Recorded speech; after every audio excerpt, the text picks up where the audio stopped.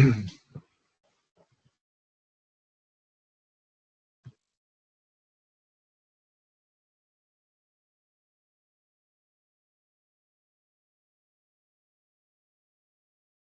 let's start fire ahead. So welcome everybody to a seminar provided by the Family Caregiving Program, Family Caregiving of Older Persons in Southern Africa program.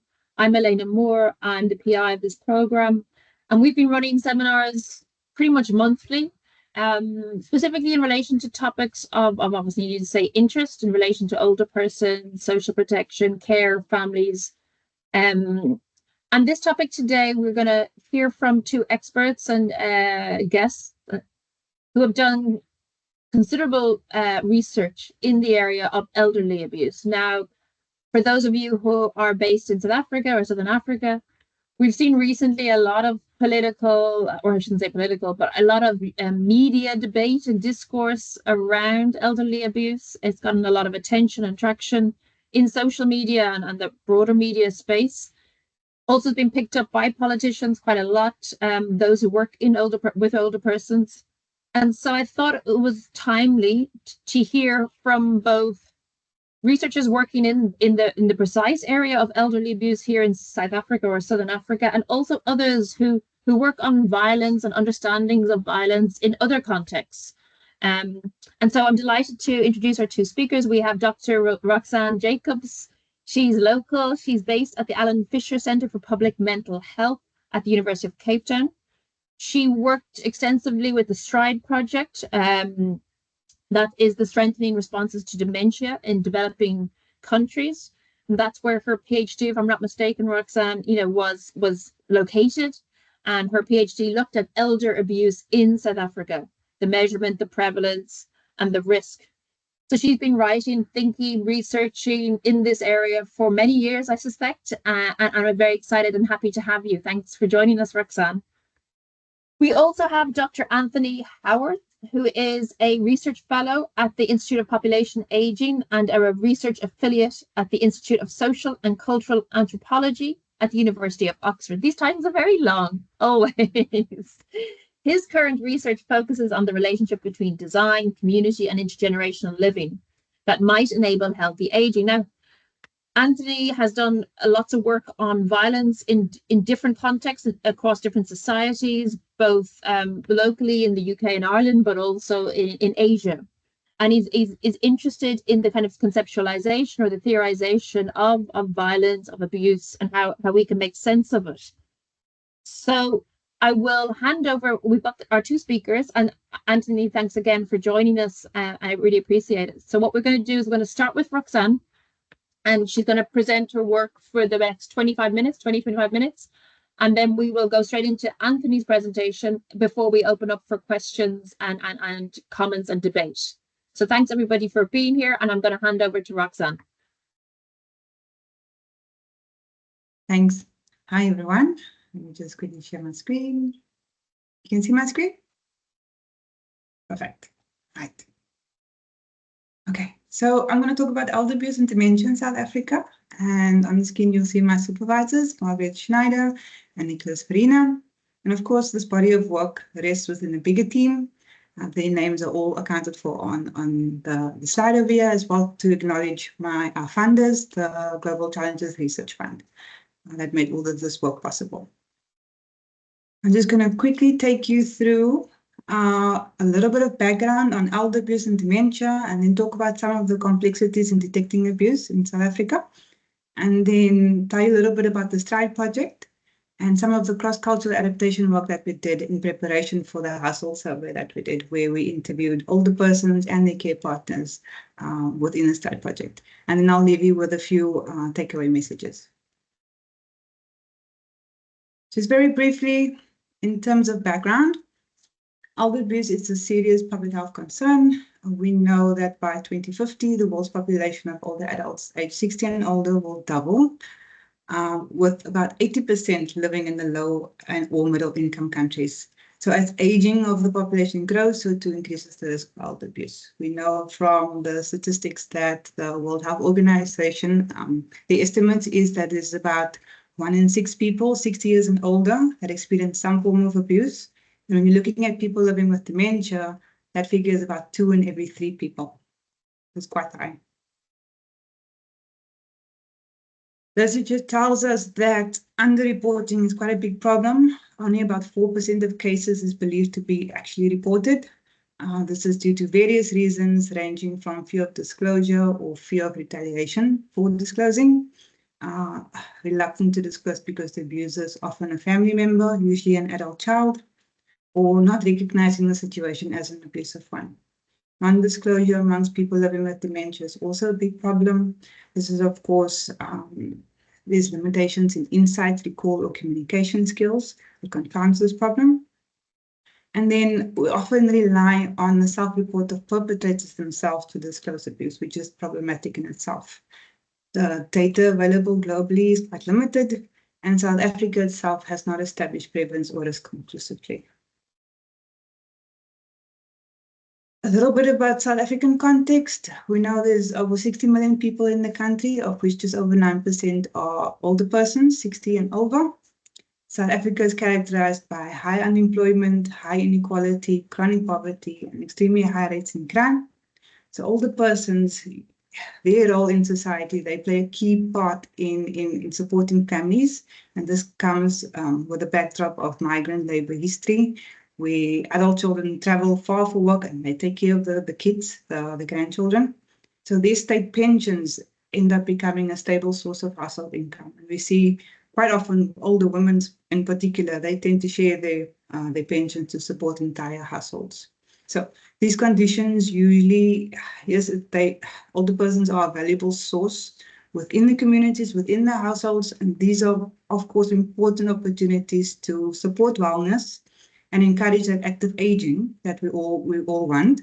But unfortunately, it also creates opportunities for exploitation and abuse. In line with the World Health Organization, the South African Older Persons Act defines elder abuse as any conduct or lack of appropriate action occurring within a relationship where there is this expectation of trust, which causes harm or distress or is likely to cause harm or distress to an older person. It's important to note that definitions vary across contexts and across the globe. But for South Africa, an important element in understanding elder abuse is that it occurs within this relationship where there is this expectation of trust. And we'll talk about this point a little bit later. Dementia itself. Dementia is a broad term used to describe a collection of symptoms that is neurodegenerative. It's characterized by a decline in mental ability, memory loss, and executive functioning that is severe enough to impede daily functioning. That's the definition from the Alzheimer's Association. What's important here is that we should know that it's not a natural part of aging. It progresses over time. It has a gradual onset until the symptoms become more pronounced. And then globally, it seems to be, the figure seems to be exploding. We're expecting it to increase exponentially by the year 2050. And that dementia prevalence is less established in low and middle income countries. We had a localized study done in Eastern Cape a few years ago that estimated dementia prevalence at about 11%. And the STRIDE study a few years ago estimated it at about 12.5%. Common risk factors for abuse. We know from our literature globally, it tells us that high care burden is an important factor for social support, carer depression, and psychopathology, substance use, also the health status and functional impairment status of both the older adult and the caregiver, as well as cognitive impairment. We also know that caring for someone living with dementia is quite demanding, and literature has linked, global evidence has linked this to increased risk for abuse. Yeah. It's quite complex detecting elder abuse. It's quite hidden. As we said earlier, elder abuse is hidden by both the perpetrator and the older persons themselves. Elder abuse is often more complex to detect in the case of cognitive impairment, as it compromises an individual's ability to recognize as well as disclose abuse. Cultural variations in how elder abuse is understood and manifested is also complicates the detection as well. And then screening people living with dementia for abuse is even more complicated as existing tools exclude people living with dementia. Where cognitive impairment is suspected and where there's no other visible signs of abuse, screening people around the older person usually becomes critical to identify abuse. This in itself is problematic because this usually includes perpetrators themselves, which for obvious reasons won't disclose for fear of incrimination, incriminating themselves. So of course, this is quite a big challenge. However, I think it's important to note that not all perpetrators are equal and that they range on the spectrum of culpability from someone who acts premeditatedly and deliberately act against an older person to someone who genuinely doesn't have the capacity to care for the individual. So in fact, there were some studies that suggest that carers for people living with cognitive or physical impairments, they tend to be a little bit more open to reporting their frustrations and abusive behaviors. Okay. Very briefly, in South Africa, we know the research on elder abuse and dementia is limited. And then we also need context relevant and culturally appropriate tools to actually screen for elder abuse that focuses both on risk of abusing, that has a prevention element, and then as well as allowing people living with dementia and cognitive impairment to actually participate in the screening and their carers as well. And for carers to be honest about their responses, the kind of screening we do needs to be non-confrontational to elicit those honest responses. So this is what we try to do. Just tell you, within the STRIDE project, the elder abuse study was nested within STRIDE. STRIDE was looking at strengthening responses to dementia in developing countries. So the overall aim was to improve dementia care, treatment and support, and to make sure that people who is living with dementia and their carers, they live well, and not compromise their own health in caring for someone living with dementia. So it looks very complicated on the screen, but I'm just going to briefly say there were 4 sub-studies, and I'm just going to focus on some of the adaptation work we did to get the tools ready for screening at household level, and then present some of the findings on the prevalence survey that we did. In terms of our cross-adaptation work, we had 2 tools, the elder abuse screening tool, that was for older adults to respond to, and then the caregiver abuse screen, that was for caregivers or the informant within the household. We had quite an extensive process of adapting these tools. We had 2 independent forward translators, 2 back translators, and then we did quite in-depth cognitive interviewing. So this is when we do interviews to understand what is the content that the respondents actually think about when they're answering the question. So it's not just about translating, but it's about making sure that the wording we use is interpreted in the way that the question is intended. So we did this in 4 languages, English, Afrikaans, Xhosa, and Sepedi. We did it in the Western Cape and Limpopo, which is where we were going to do the household survey. So we looked for those in-scope and out-of-scope interpretations. We had about 42 older persons that we interviewed. They were all 60 years and over.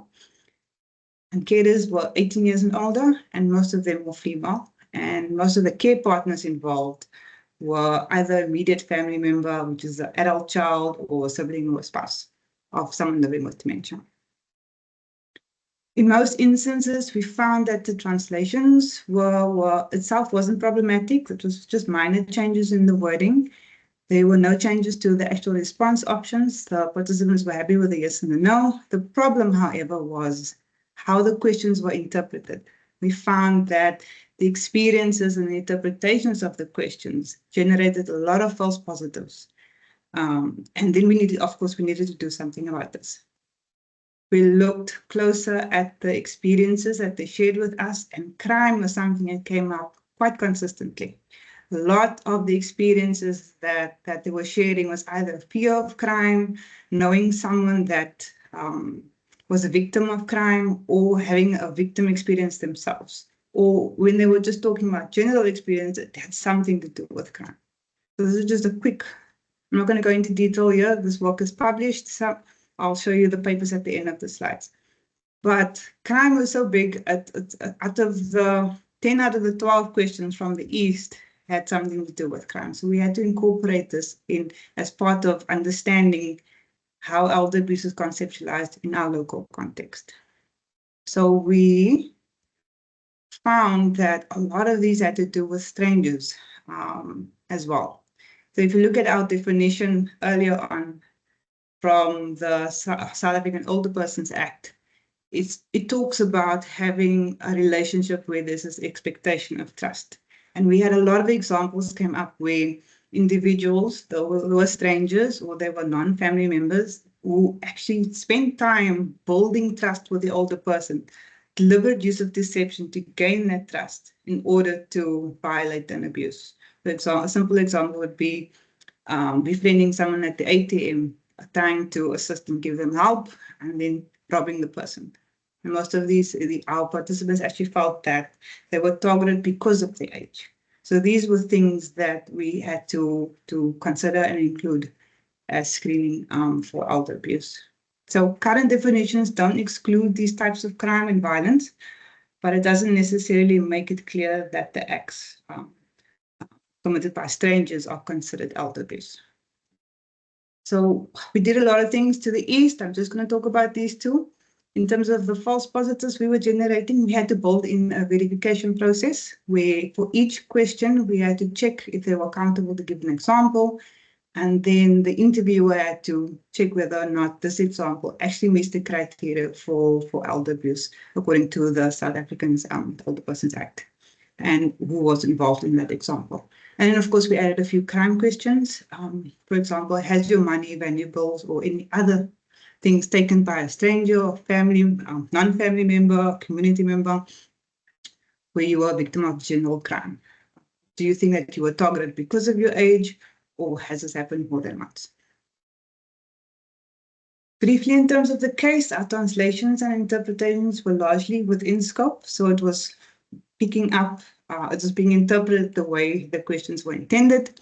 However, our caregivers, they felt that the yes/no responses wasn't fair to the caregiving experiences. They felt a bit of judgment in just having to say yes or no. And they were responding to us with sometimes, always, or this is something that happens little, not always. So they wanted to express their experiences on a spectrum, and we catered for that. It's still being coded in a binary way, yes, no, but in completing the questionnaire, we had to make sure that there's a non-blaming or non-threatening manner in which we ask the questions, and we provided the rating scale to do that. We also learned some of the about the care experiences. They were all, of course, in scope of elder abuse, and these were just some of the examples. I'm aware of time. We move on. In terms of the survey, so we went back to Limpopo and the Western Cape, and we did about 490 households using the Eastern case. It's a paper available on the entire STRIDE findings. I'll show it to you at the end. But in essence, we interviewed an older adult and an informant. The informant was someone who's either a care partner or knows the adult the best. And then these were the measures that we used from the STRIDE project in conjunction with the East and the case for this particular study. So I just want to draw your attention to the insight into memory impairment variable that we created. It's a composite variable where we measured the cognitive ability of older persons to recall their experiences. Because remember, our sample included people living with dementia. So our hypothesis was if they have less insight or less recallability into their experiences, this would mean a decreased likelihood to actually report elder abuse.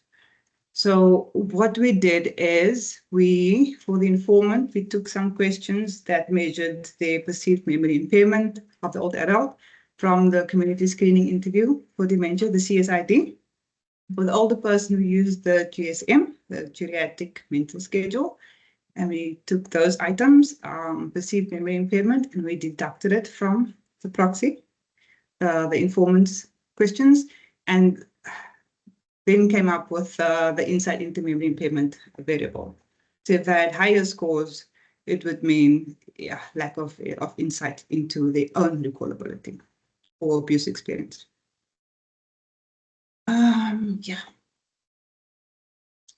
So what we found was, let's first look at the East. Our sample were mostly 75, on average 75 years old, were mostly female. Most participants had primary school education and higher. They were mostly retired, with a small group being economically active. And then we could only calculate the dementia status for about 408 participants, applying the short 1066 algorithm from the STRIDE project. And about 14.5% of the sample had suspected dementia. And in terms of dementia severity, they were mostly mild and moderate. We found that about 10% of our sample screened positive for elder abuse. So these are the verified responses. If you look at the unverified calculations, it's almost twice as much. So it is very important for us to have that verification process in. And then there were no significant differences between women and men. The types of abuse that was most common was financial and emotional.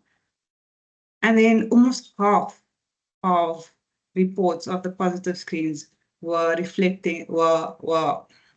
because of strangers, involved strangers taking money or valuables or other things. And they 44% felt they believed that they were targeted because of their age, and about 38% said that this had happened more than once. If we look at perpetrators, non-family members, where there's a personal relationship or family member living in the same home or not living in the same home were the most common. And then in terms of our predictors of self-abuse, we found no association between reporting abuse, older adults. Can you see? There we go. The insight variable that I spoke about earlier on. There was no association that, in other words, long story short, the lack of insight or reportability in the sample was not associated with reported abuse. In other words, our participants were able to accurately reflect on their experiences. For both our univariate and multivariate analysis, we found that functional impairment was significant, which we know is a known risk factor that will link to dependence and to vulnerability as impairment progresses. So what did we find from our care partners that we screened? Most of them are female. Their average age was about 74 years and older. Primary school education and higher. Most of them were unemployed, looking for work, or retired. Most lived with the older adult and were a hands-on carer. And older adults were often either their parent or their spouse. What we found is that more than half of our carers were at risk of abusing, of which about 14% was high risk. Mostly were female. They were similar across age ranges. They at least had primary school and above. Mostly were unemployed, looking for work, and they were caring for a family member and more likely to live for the older adult. In terms of predictors, we found significant associations between carer burden, poor functional status, need for care, psychiatric symptoms, and dementia severity. But overall, it means that we found that carers of people with dementia were 4 times more likely at risk of abusing compared to carers of people free of dementia. In terms of predictors of risk of abusing, the neuropsychiatric symptoms and caregiver burden were the most significant. There we go. The informant's functional impairment, the dementia status, and the dementia severity and care needs were no longer statistically significant. So that tells us that it might not be dementia itself that is the risk of abusing, but how well the neuropsychiatric symptoms are managed. Nevertheless, the current study, basically, our findings tell us that if we want to minimize the risk of perpetrating elder abuse, we really need to support our carers. In terms of time, I'm not going to go through this. This is just summarizing what I just said, but I want to leave you with some takeaway messages. First and foremost, the importance of cultural adaptation is quite important. It's not enough to just translate. We were able to define our tools in a way that we could confidently say we're picking up screening. Our screening for elder abuse is more accurate than not doing verification. And then, of course, understanding elder abuse and dementia informs prevention in terms of for older persons. If we understand the link between functional impairment and the risk of abuse, we can strengthen our responses. We could look at more targeted screening by health and social care professionals. We could promote healthy aging in terms of policies that look at modifiable risk factors throughout the lifespan. So we're looking at smoking, malnutrition, alcohol abuse, etc. And from the perspective of our carers, dementia itself may be less pertinent to risk of abusing, but rather the neuropsychiatric symptoms and increased care burden. So it is as important to support our carers than it is to also take care of our older persons. Our sample was small, so we caution against drawing final conclusions, of course, but we do know that more investigation is needed. We know that elder abuse remains hidden. There was a big difference in the caregivers disclosing versus the older persons disclosing. This could be because of the nature of the research that we did. Doing research in a community setting always comes with challenges. The proximity of the abuser plays a role in whether or not the older person actually disclosed. And of course, there's a small space in time where you actually build rapport. So essentially, the older person is screened by a stranger. Of course, fears of consequences and so on. So we do suspect the findings that we present here, at least from the older person self-report, is also underreported. And then lastly, the hidden nature of abuse challenges effective responses. So we have to remember that elder abuse is evolving. There's a development of cybercrime, online fraud, etc. And our understanding of elder abuse and responses should also be evolving and include these mechanisms. I'm going to wrap up. These are some of the papers that we presented, published recently from the Stride book and from my PhD. You can have a look at that. Just a quick photo on the team that's made this possible, that collected our data. And a huge thank you from us. Thanks very much, Roxanne, and congratulations on obviously getting a PhD and all of that work and all of those papers, but also for taking the time to share these findings with us. Very interested, to see many connections to what I think Howard may be talking about, and the kind of the recognition of a situation as being abusive and how one makes sense of that, in addition to the ways in which caregiver support can lend itself to risky and situations, the lack of caregiver support. So with that, I'm going to hand over to Howard. And thanks for sticking to time, by the way. You're bang on 30 minutes, 25 minutes. So I'll hand over to Howard. Sorry, Anthony, I shouldn't say Howard. Anthony, sorry. Don't worry, I've been called worse. Have you? Yeah, very much. Okay. Go ahead, Anthony. Okay, I'll just share this screen. Has that worked? I guess it must have. Yes, it has. Thanks.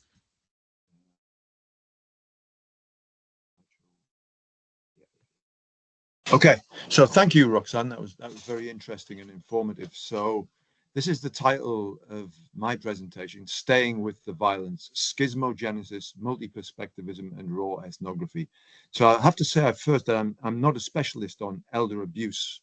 In fact, in my domain, I guess, which is gypsies, travelers and other nomads, I couldn't find any material on that, although when I was conducting my research, I did see lots of situations where You had intergenerational violence.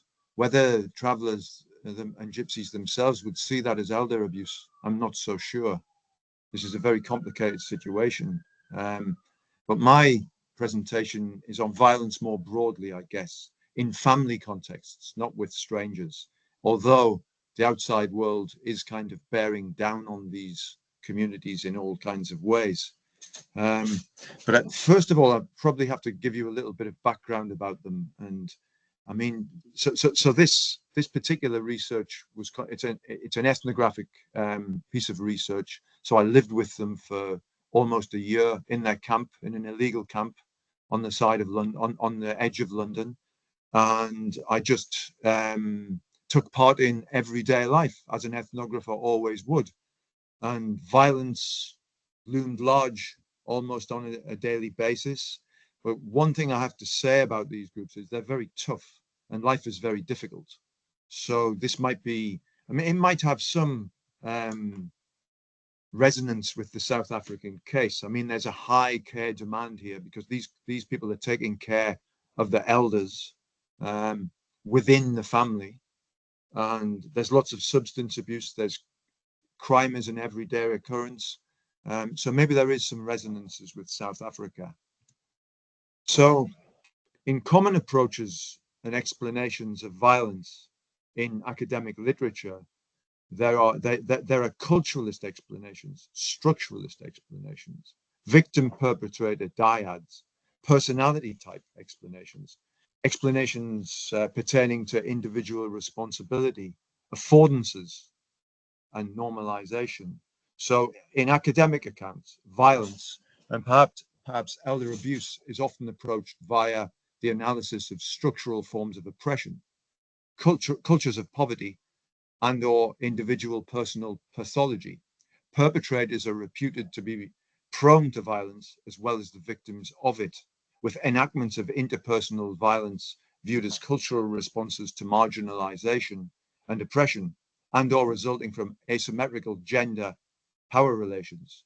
We could say that the marginalized suffer at the hands of the state and society, and older adults and women suffer at the hands of men within these groups. However, drawing on Friedrich Nietzsche, sorry about the kind of abstract philosophical idea, we could say that the marginalized do not simply suffer violence, but they carry the weight of its productive forces. So are these previous approaches that I've drawn attention to satisfactory? What about different ways in which violence and abuse can be understood in particular contexts? How can we extend and or reconfigure existing theories and conceptual frameworks on violence? And how can we shine light on and open up spaces for considering how to understand violence and abuse from multiple perspectives without feeling like we are silencing or undermining the abused? I must admit to my dissatisfaction when reading accounts of marginalized groups in which their lives are explained away through cultural logics and or political victimhoods at the hands of states or other structural forces.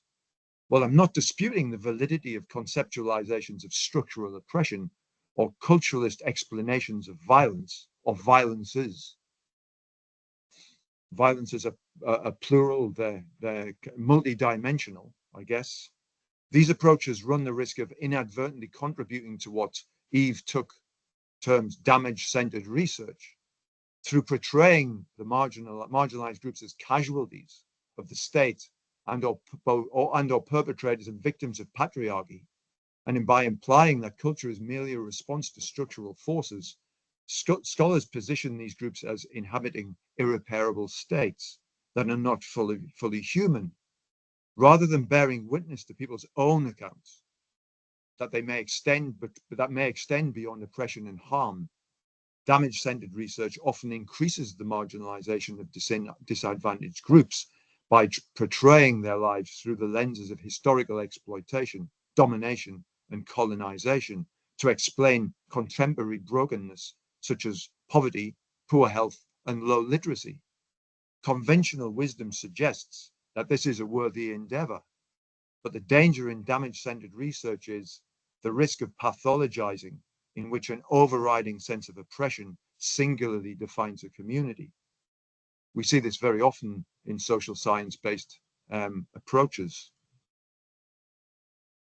So this is what my research centered on. So Irish travelers. I mean, this is an older picture, probably taken in the 1970s or maybe in the early 1980s.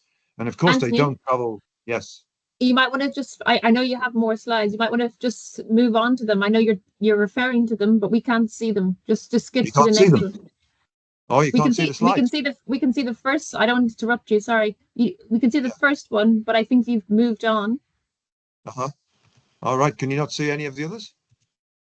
Not not foregrounded. No. Oh, okay. That's a shame. Okay. I'll just continue. We can share it on your behalf if it's helpful, and move along. You want to do that? Do you want to do that, Eleanor? Yeah. Okay, you just stop sharing on your side, and we can do it. Thanks. Okay. All right. Sorry about that. Yeah. It's okay. There's always some technological difficulty.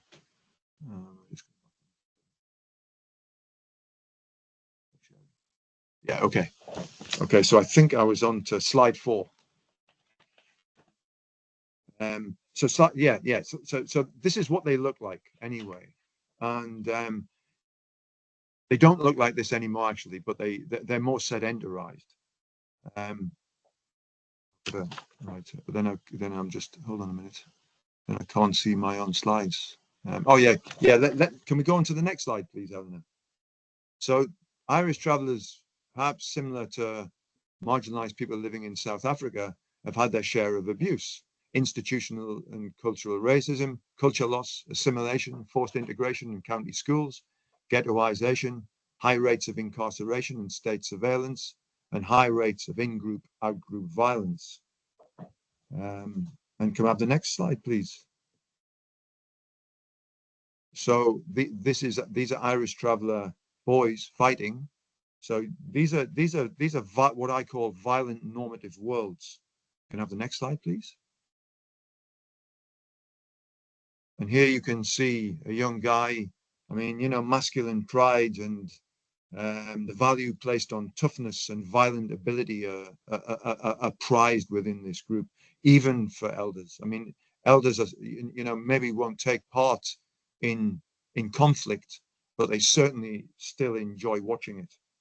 Can I have the next slide, please?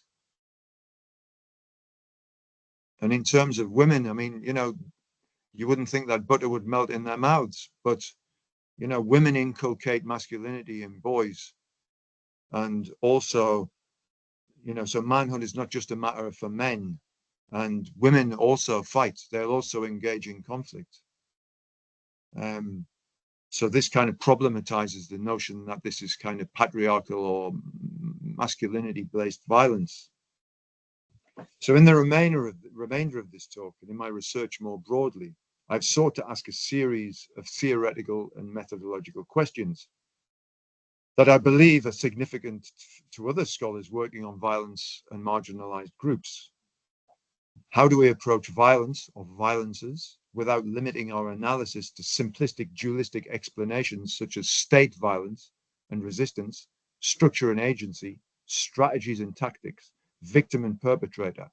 Does a focus on victimhood, perpetration, and cultural logics overemphasize the reach of political structures and misconstrue and eclipse other aspects of the marginalized social and emotive life?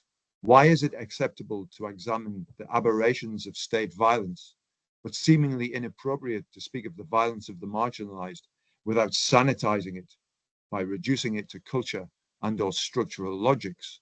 What about new vocabularies? Can we develop to provide more nuanced accounts of violence? And this is a very important question, the next one. How might we move beyond the ways relations of power and violence are naturalized by our own categories, approaches, which are shaped by our own cultural, normative, and political purviews? Is it appropriate to examine violence in the raw, running the risk of overstepping the boundaries of scholarly notions of political and ethical responsibility? And can violence ever serve as a positive force? And if so, for whom? Through reflecting on these questions, I've sought to move beyond discourses of moral denunciation, cultural survivance, and politically enacted victimhood. Employing what I provisionally term raw ethnography, I have sought to reimagine violence beyond crude oppressor-oppressed binaries, examine the consanguinary force of conflict and unsettled gender-based distinctions regarding violence's localization. In this sense, I suggest that enactments of violence, whether perpetration or victimhood, emerge from spaces that are not simply ordinary and extreme, but also brutal and virtuous. So how do I intend to go about this? Can I have the next slide, Eleanor, please? So I've drawn on these ideas, schismogenesis. I know it's a mouthful, Gregory Bateson's idea, and also to be able to, the method of doing raw ethnography, and also another method of multi-perspectivism, and also ethnographic writing. Ethnographic writing can get you into spaces that theory and some other conceptualizations can't really reach, I've found. So I'll start with schismogenesis.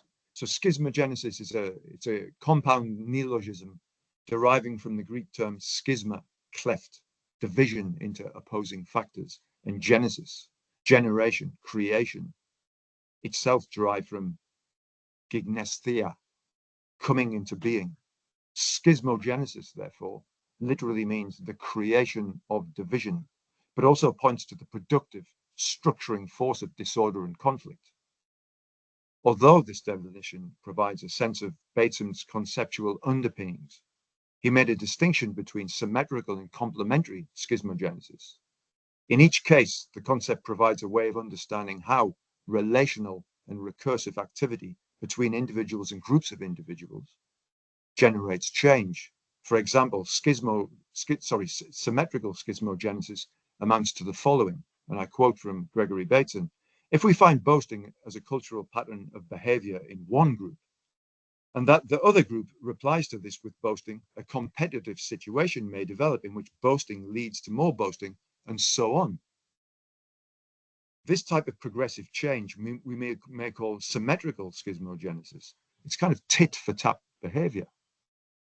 Conversely, complementary schismogenesis for Bateson amounts to the relationship in which submission and domination co-constitute each other through their recursive enactment.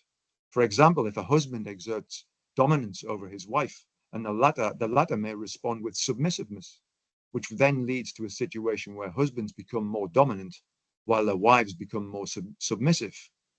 It is significant to mention that schismogenesis only occurs within a set of constituted social parameters. If this were not the case, there would be no agreement on what constitutes meaning regarding how actors interact. So from the perspective of, approaching this issue from the perspective of meaning systems that quite literally make sense within particular social contexts, I do not seek to justify endogamous acts of traveler violence. But one of the things that I wanted to really get to grips with was things that were very, very uncomfortable, things that, would be very difficult to think about, to conceptualize, even to speak about. So rather than approaching violence through focusing on schismogenesis, we are able to examine its differential effects and understand how these may be contingent upon disparities in relational power and physical prowess. This is particularly the case for domestic violence and perhaps elder abuse, or other cases of men exerting dominance over women. However, this is where I go out on a ledge, but I'm talking about travelers here. We must point out that it must be pointed out that women are not without negative agency in this regard. Their reaction can cause men to feel shame or other productive emotions which result in modifications of behavior. In short, Bateson's framework provides us with a way to understand how violence is simultaneously generative and destructive when viewed from the perspective of the relations that shape particular life worlds. So in terms of multi-perspectivism, so I developed this as a kind of, as an ethnographic method. So in addition to schismogenesis, I approached traveler violence by drawing on the method that I term multi-perspectivism. From this point of view, although violence may be shaped by broader socio-political conditions, it cannot be reduced to these alone. There is no doubt that violence or violences are enacted within particular contexts of occurrence. However, they are also shot through with latent potentialities and alterities, which by their very nature exceed singular analysis. This means that although structural processes, economic, legal, religious, cultural, ideological, influence and shape violence, their meanings are filtered and woven through the lives of interacting individuals, each of whom in their lifetime embodies the forces, contradictions, and potentialities that emerge from particular historical circumstances. The part played by ethnographic writing is key here when exploring these contexts, as it acts to capture a sense of the immediate, particular, and intractable nature of violence and violences, without reducing it solely to an epiphenomenon of broader socio-political conditions. Multi-perspectivism and evocative ethnographic writing, therefore, present us with a way to move beyond previous literature that may have overdetermined the part played by structural forces, individual pathology, and cultural practices. So, to implement these approaches, taking inspiration from Viveros de Castro's concept of perspectivism, I attempt to grasp and convey the perspectives and experiences of different actors within any violent encounter, to examine violence's productive value, its blood-curdling repugnance, and much that lies between. Through approaching violences in ways that are perhaps difficult and disconcerting, I also seek to explore the limits of scholarly representation and ethical responsibility. The aim, therefore, is to bring the violence or the violences of the marginalized to life descriptively, rather than providing a sterile analytical account bound by conventional politically grounded considerations, as a means to explore the limits of scholarly approaches to traveller and perhaps other marginalized groups' world making and breaking, and most importantly, to write about violence in ways these groups themselves would recognize. This is what I characterize as raw ethnography. So can I have the final slide, Elena, please? So back to the women.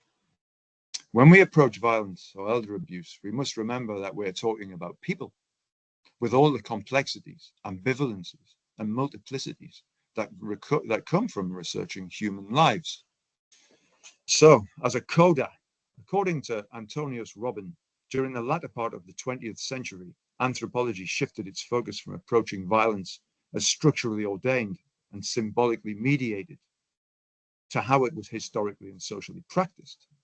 Here, explanations of politically enacted forms of violence were replaced by attention to the everyday experiences of violence.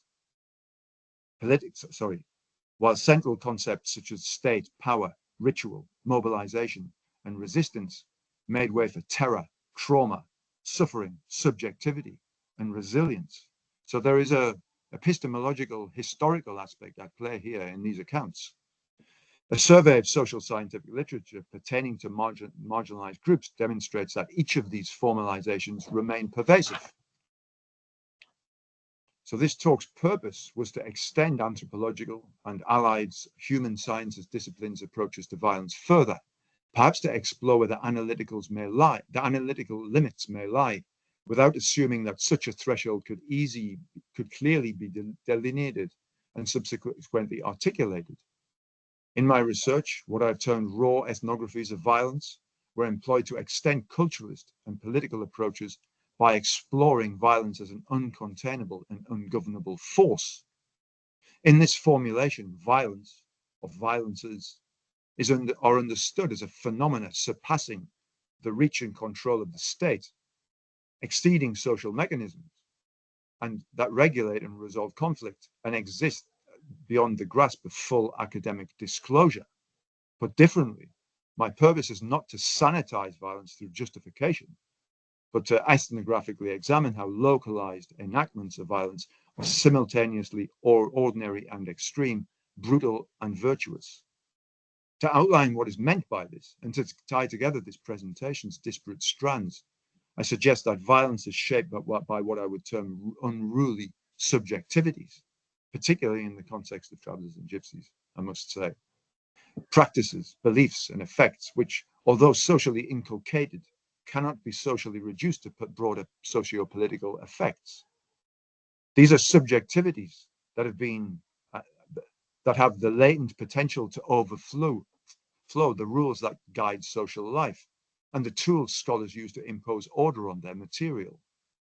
There is little doubt that both my male and female traveller participants derive satisfaction from the adrenaline-fueled intensity of combat, the deference of their peers, and the reputation fighting bestows on individuals and families.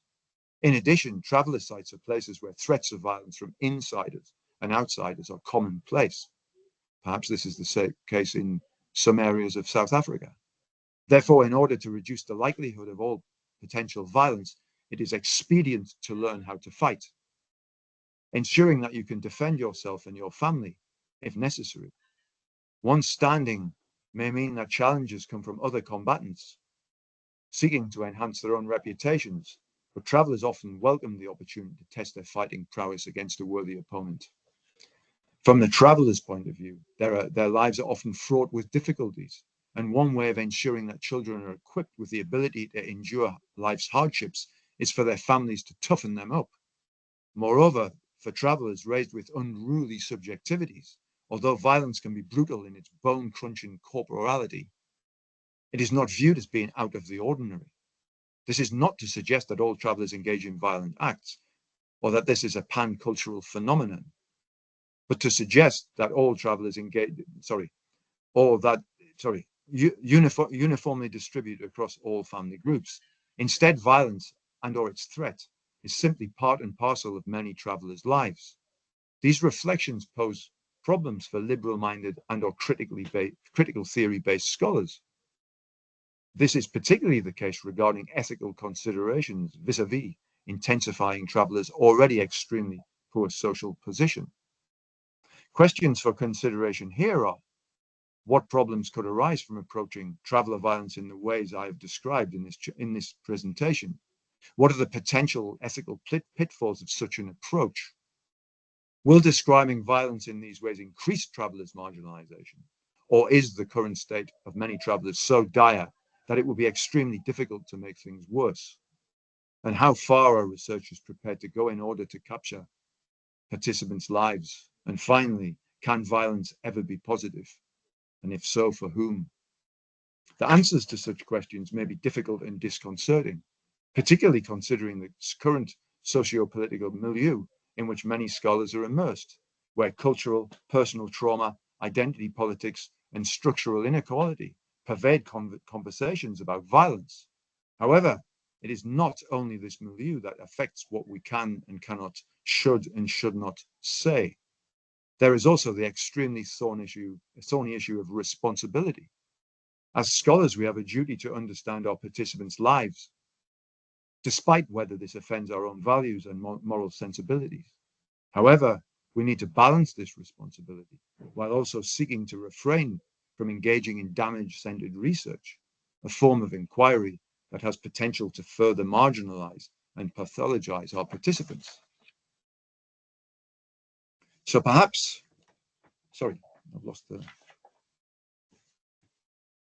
Perhaps this is where multi-perspectivism can be gainfully employed. If we suspend our own judgment and extend our scholarly focus, approaching violence from the perspective of those involved, we may come to understand its complex manifestation. Through deploying raw ethnography and understanding violence from the perspective of the marginalized themselves, we de-exceptionalize it, and in doing so, move beyond damage-centered condemnations that assume axiomatically that violence can only ever be destructive. This is not to endorse all violence, but, as this talk hopes to have demonstrated, violence and the schismogenic concatenations that produce it and emerge from it are beyond the reach of singular analysis and explanation. Ethnography in the raw, focusing on the immediacy, particularity, and the generative and destructive nature of violence, not only extends culturalist and structuralist approaches, but provides a window into significant areas of the marginalized socio-emotive life. So in terms of ethnic responsibility, my sense is that we should describe our participants' life worlds sincerely while remaining cognizant of the level of harm this may cause. Due to the potential of unintended consequences, for example, our work may be deployed politically, and it could be argued that this conclusion is unhelpful. However, the future is intrinsically uncertain, and anthropology and allied social science disciplines have frequently described the violent practices of other groups, including some of the most marginalized. This raises the question, why should there be any difference when writing about the violence and abuse of older adults?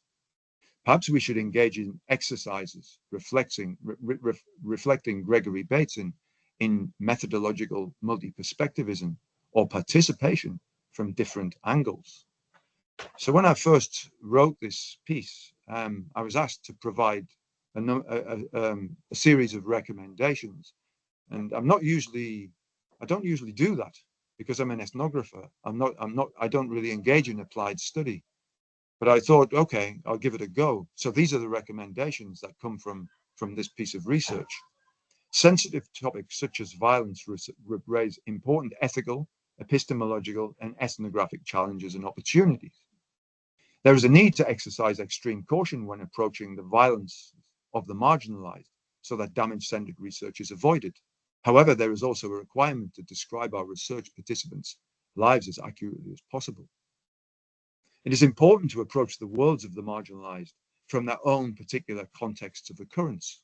This is because, although structural constraints impinge upon marginal actors' lives, these conditions are lived out, given meaning, and reconfigured from both specific and multiple points of view. The role of ethnographic writing, for me, was crucial for approaching violence's opacity, as it helped me to capture the complex entanglements, contingencies, and indeterminacies involved in this area of human experience. Raw ethnography and multi-perspectivism are methods that allow us to better understand the way violent normative worlds are lived, challenged, and constructed.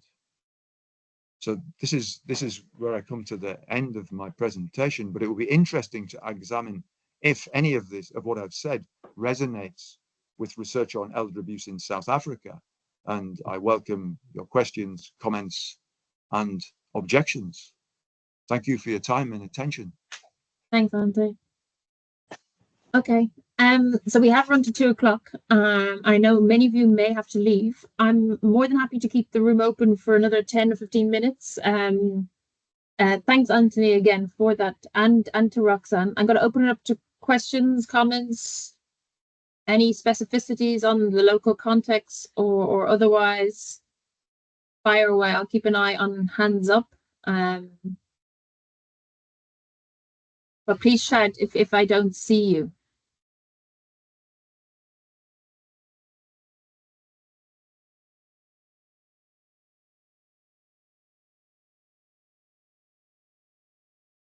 Kenneth, hi, first of all. Go ahead.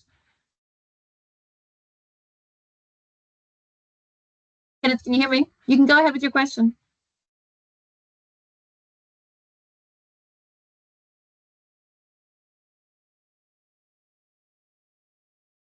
Kenneth, I think you're on mute. You might have to unmute yourself.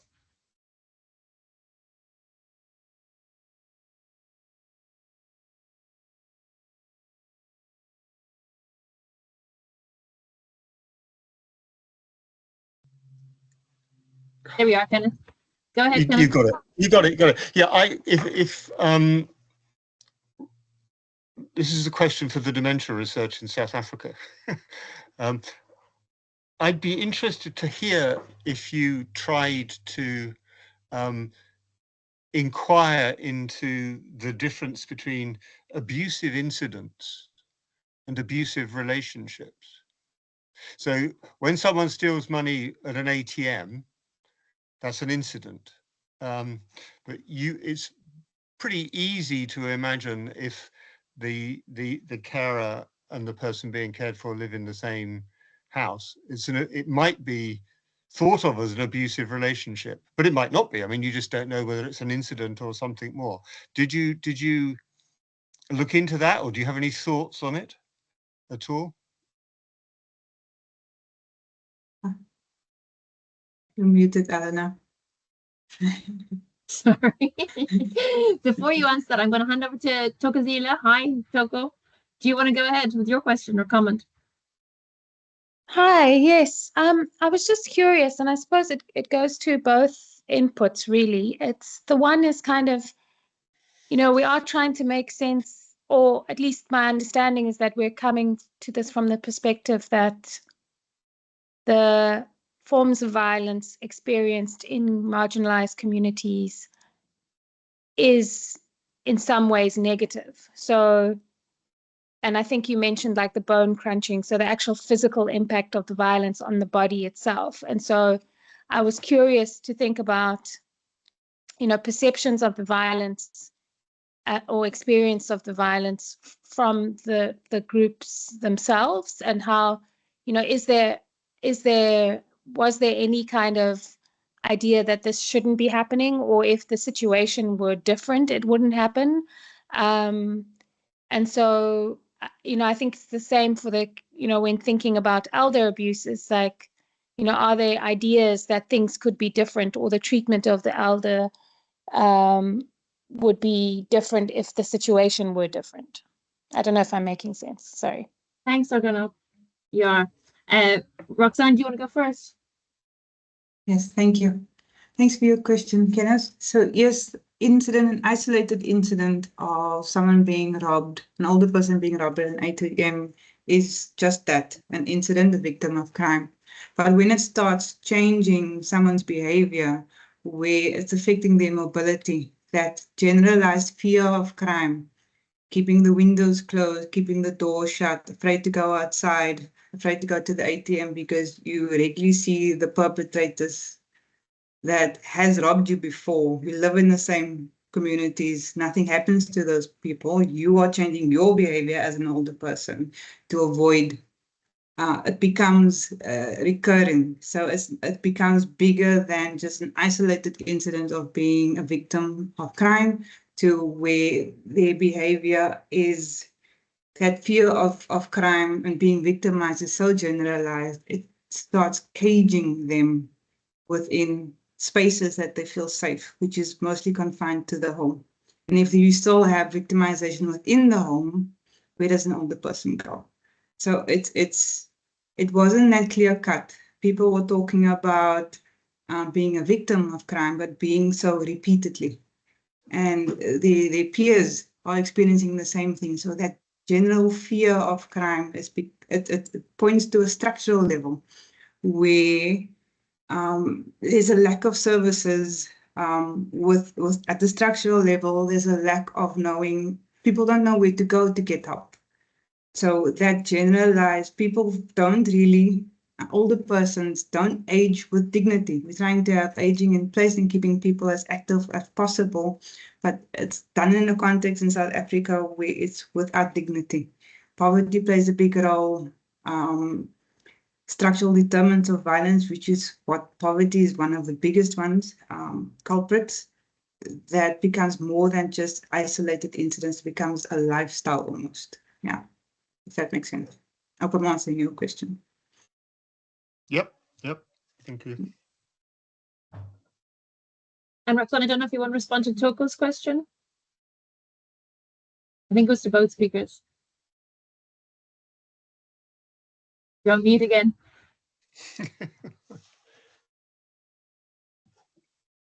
Sorry, Toko, the last part of your question, I think the first part was for Anthony, and the second part you were asking how that relates to South Africa in terms of elder abuse.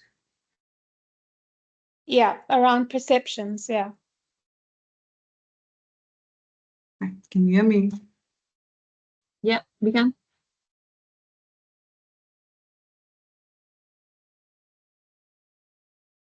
Go ahead, Roxanne. Excellent. We can hear you. You can hear me. I can't hear Yes. you. Okay. But we can hear you.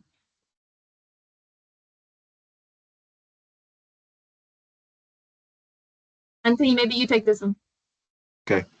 Yeah. So yeah, thank you for that question. I mean, it's I hope to have got that across in this, but I guess this is a shorter version of a much longer piece. And I mean, this has kind of been bedeviling me for years. And I think that this, should this be happening, I mean, that's a kind of normative position that is kind of imposed from outside. And I think one of the things that we do as ethnographers is we try to understand very, very complicated things in different cultural contexts. And, so there's been a lot of work on headhunting. Now, a lot of Westerners, so to speak. I know South Africa is a kind of different place in terms of that category, but wouldn't really think that headhunting was a good thing. But for the Ingalot in the Philippines, once the colonial authorities stamped out headhunting, their culture fell into disarray. Now, this wasn't just about headhunting, but the hierarchical structure of manhood within that society and the way that affected it didn't just affect men. That was part of gender relations too, because men who could achieve headhunting fame would marry leaders' children. So it structured the whole society. So, we mustn't think about this. It should as a subjunctive. It's like, and it has some sort of kind of normative, future-oriented meaning that means that, oh, well, this might not quite be right, or, how would we change this in the future? But I mean, in my particular context, with Irish travelers, they've been so marginalized in Europe that they've had to look inward, and they've been looking inward for a long time. I mean, there's probably sound evidence of that for a few hundred years, probably longer. So they've developed mechanisms within their society which can take care of what's going on. Now, there is a lot of violence there. They are normative, violent worlds. So to the outsider, this seems, beyond the pale. But for them, it's completely normal. It's not exceptional. To fight, guys will fight for hours for all manner of reasons. Some of it because they enjoy it, some of it because it's about rank, some of it because they can't back out. So, that's what I mean about multi-perspectivism, It's like multi-perspectivism gets into this. It gets into the ambivalence, and what usually happens with other accounts of violence or anything else that's like, that has a kind of moral framework surrounding it. They look at it in one dimension. So hence this kind of, this focus on multidimensionality, and also this focus on raw ethnography, because a lot of ethnographers won't go near this either. So, it's like, should it happen? Who am I to say what should happen? I'm just there to record. But of course, I have my own perspective. And, if I see a man hitting a woman, which I've never seen actually, but it does go on, I abhor that. Of course I do. But it's still, that's their world. And if they do that, that's, that has some sort of, some sort of logic within that system. I knew one woman a long time ago, and she said to me, the NGOs started to teach travelers and gypsies about domestic violence. And I was thinking at the time, I was working for NGOs as an ethnographer. And I thought, this is going to cause all sorts of problems, but it's going to be very interesting to observe it. And one woman said to me, said in a meeting, if he didn't hit me, I wouldn't think he loved me. Now, I mean, what does that mean? I mean, is she being serious? Or, what is the underlying meaning of that? I mean, that's an extreme case.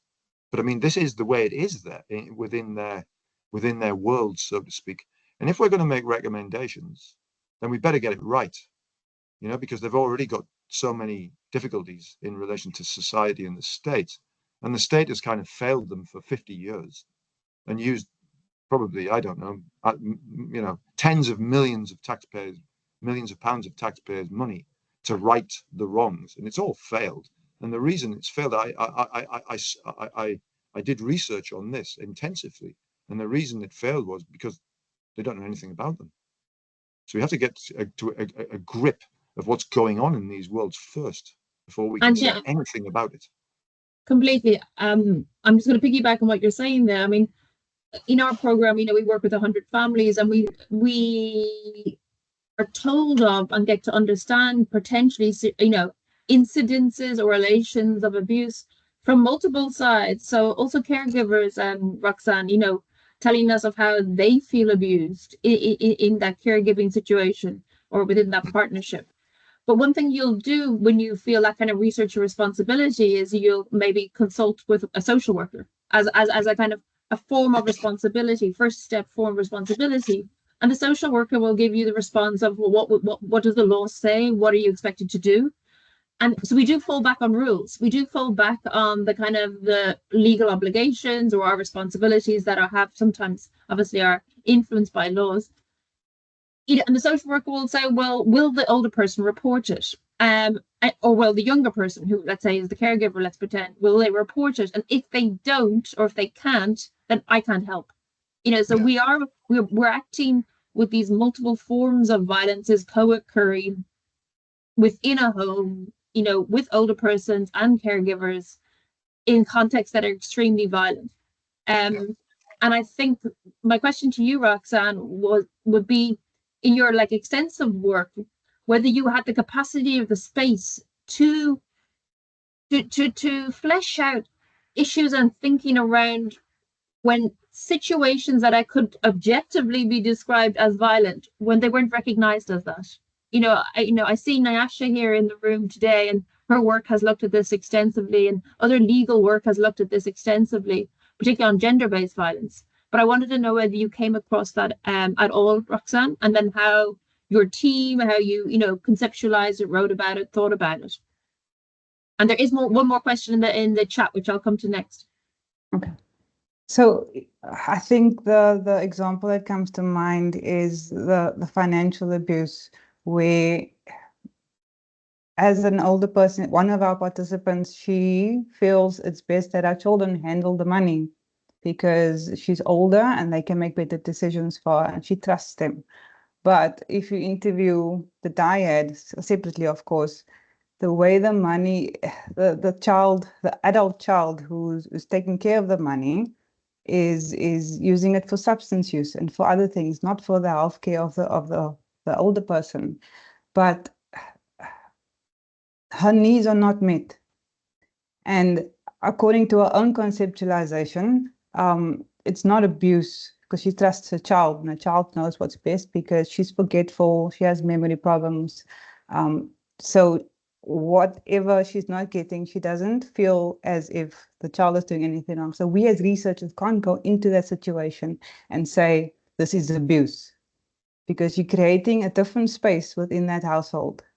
We need to try and provide support for what the family needs instead of bringing a label and then leaving. What's the ethics of doing that? If she is physically taken care of, even though her money is being used and abused, her property, she doesn't have access to the property she used to have. There's a whole lot of things happening within the family, but as you have to be very careful with ethics. Yes, we need to then, we had NGOs we worked with very closely that bring support into the family to help that relationship. But where there's a history of family contentions, it's quite hard to navigate those and then come in with doing more harm than good. Because at the end of the day, the referral services that are available, because of the lack of supporting and the need for service development, the tendency for structural responses to a situation like that is to remove the older person out of the environment, whereas the perpetrator runs free, roams free. So that level of violence is also not just within the household level, it's at the structural level as well. And to navigate those spaces as a researcher, there's a big need for service development that actually responds to older person's needs, and foregrounding those needs instead of just doing the right thing that we think we're doing, but it causes more harm in the process. I think thanks, Roxanne. I think the question in the chat is linked to this, and it's from Tandy, who I think has just left, and her work in Lesotho, where she states how putting state grants and money in the hands of older persons kind of opens up, in context of high unemployment, particularly youth unemployment, kind of leads to or exposes older persons to vulnerabilities and and potentially violence. And I'm sure you've seen that, Roxanne, in the local context, like here, particularly in relation to the uneven distribution of social grants and what that can play out, how that can play out. So yes, we know that because of high unemployment and extreme poverty in communities, that the pension is that stable income in the household, which unfortunately makes the older person a target. But the responses, I think appropriate responses wouldn't be to take that money out of the older person's hands. It's about, human rights, active aging, but to actually intervention responses should then target those structural determinants of the violence, which is that poverty, the unemployment, youth unemployment. And responding to and preventing elder abuse is not something that just happens by focusing on the older person only. It's a lifespan approach. It's a structural interventions. So if you're looking at those things like poverty, looking at unemployment, those are the things that we need to change within society. And that support will have to be with the family and not, I don't think an easy solution would be to, take the hands out of the money out of the hands of the older person. I don't think any politician is going to do that anyway, to be honest. Are there other questions or comments?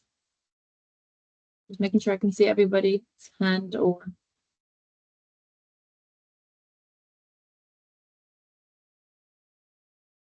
I mean, Roxanne, I'm not sure you responded, but I mean, you didn't actually, did you? Or perhaps I'm wrong.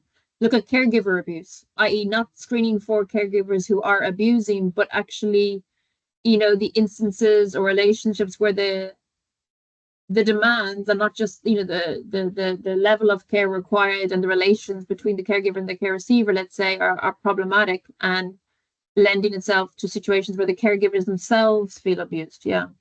We found that in the adaptation work we did, something that a lot of the caregivers were talking about, especially those who were caring for someone living with dementia, that they sometimes comes with aggressive behaviors from the care recipient. And that becomes triggers for violent responses or aggressive responses.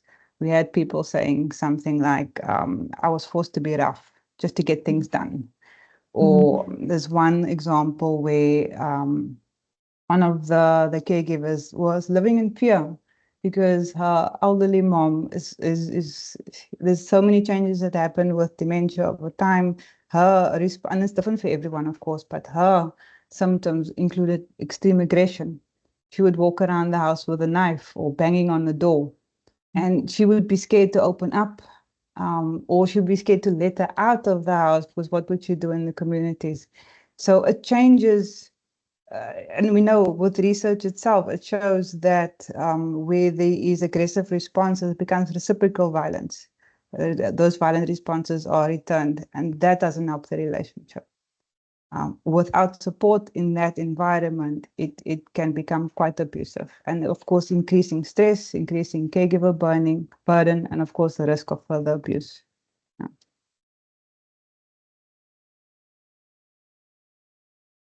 I've got one last comment for Anthony. Anthony, I mean, one of the reasons we wanted to put this seminar together is to think about, you talk about multi perspectives, and the benefit and the importance of such, but it does favor particular actors and societies to take a very singular view, pathologizing, individualistic view of violence. And I'm sure in your work across the different contexts and societies, much is to be gained by particularly political leaders, but others as well, about blaming individuals and certain individuals, whether it's men, whether it's young men, whether it's whoever it may be, whether it's caregivers, whether it's, daughters, about being disobedient and being, deviant and being neglectful or negligent in their responsibilities. So that moralizing discourse is very powerful. And I'm wondering how you've dealt, whilst it's great to, to open up our understandings as academics, there is also like a part of our responsibility in calling out, I think, what's being done when such single perspectives are taken. I'm wondering how if you've had to deal with this, or how you've dealt with this, or yeah. Yeah, I mean, I think, there's in anthropology, in the old days, we put forward the notion of cultural relativism. And I mean, we kind of destroyed that as a framework in some sense. But I mean, we still kind of hold on to it, that every culture, even though there's no such thing as a kind of object that is culture, but every culture has a logic. And this is why I wanted to critique this notion of the kind of culturalist approach, because there's not just one logic, there's logics, and the logics are changing through process. But I think what you're getting at there is, it's easy to say, well, within this cultural group or whatever, or within this social group, there is a particular set of norms and frameworks and precepts, etc., by which they live their lives, and that's true. But that doesn't mean to say that there aren't people within those groups that are terrified by what's going on, because that's true too. So I think, there's this, what is it? It's like it's the problem of moral and cultural relativism coming together. And I think, it's like, well, all right, so that might be cultural in some sense, or it might be social, but is it correct morally? And I mean, we see this in females' genital circumcision and all sorts of other things. There's huge cultural reasons for this. There's huge historical reasons for this, but is it morally acceptable? But I mean, it depends who's asking the question, doesn't it? For me, I would say it's not. And I mean, some of the more abusive kinds of violence that go on in traveler and gypsy societies, well, would I want to, kind of wish away the abhorrence by saying this is just culture? No, of course not. But I mean, it's this is what I mean about damage-centered research, though. When you've got a researcher and you go into these complicated, situations, and you start imposing your own views upon them, you kind of add to the trouble, So a way out of this might be, I mean, these are intractable problems. These are problems without solutions, right? No one is going to wave a magic wand and any of this is going to go away, right? You might be able to, reduce it, but you're not going to solve it, because, it'll just come up somewhere else. Because, what's undergirding both of these cases is huge amounts of structural disadvantage, poverty, substance abuse, intergenerational forms of cultural change. All of these are ghettoization. I could go on and on and on and on. Now, even just taking one of those things and trying to address it is impossible. For even, if you had 1,000 researchers working on it, you still wouldn't, because we've been looking at all of these things for decades. And I mean, changes are possible. Of course, they're possible. We can address them, but we're not going to solve these problems. But I think for me, I mean, I'm an ethnographer, right? So I'm coming at this from a different angle. I'm coming at this from the angle of understanding. And what I think in terms of intractable problems is that you must understand the context first, and then you might be able to make some sort of, you might be able to make some sort of, not recommendation, but you might be able to speak about it in some way. And I mean, I've spent years studying that particular group, so I've got a pretty good idea about what's going on. I mean, that particular family, actually, and that family has a huge network all over the United States and in Europe and in Ireland and in the UK, and lots of people are different. And in the longer part of that presentation, that I focus on a bare knuckle boxing match. And what happened there was, everyone's like watching it, baying for blood, and women, everyone. And I'm watching this kind of thinking, wow, it's an event. And then as I walk away from after it's finished, one of the guys, who's quite a big, tough guy, who's a boxer, he said to me, "What did you think of that?" And I said, "Well, yeah, it was very interesting." And he said to me, I think I told you this when you were here in Oxford. It was sick. And he meant, it's abhorrent, not SIC. And it's like, okay, so this is where multi-perspectivism comes in, because lots of people are baying for blood, and some people maybe are thinking, oh, well, yeah, okay, I'm going along with this because it's some sort of ritualistic behavior. And also, you know, in ritualistic behavior, what happens is that people who might not behave in particular ways become agentic, you know, this notion of agentic states that carries them along in the kind of collective effervescence of the event. But then there's still critique within that, you know. So to say that, well, these are violent normative words, that doesn't mean to say there aren't criticisms of that and there aren't reactions against it, you know. So that maybe is the way in. Absolutely. Okay. Thanks, Anthony. And thanks, Roxanne. I think we're going to have to call it a day for today. I see we've gone over. And I want to thank our speakers for their insights, time, efforts, and for allowing us to hear more about your work and your ideas. Thanks to everyone, obviously, who has joined. And just to say that we have another seminar, I think it's on the 22nd of November.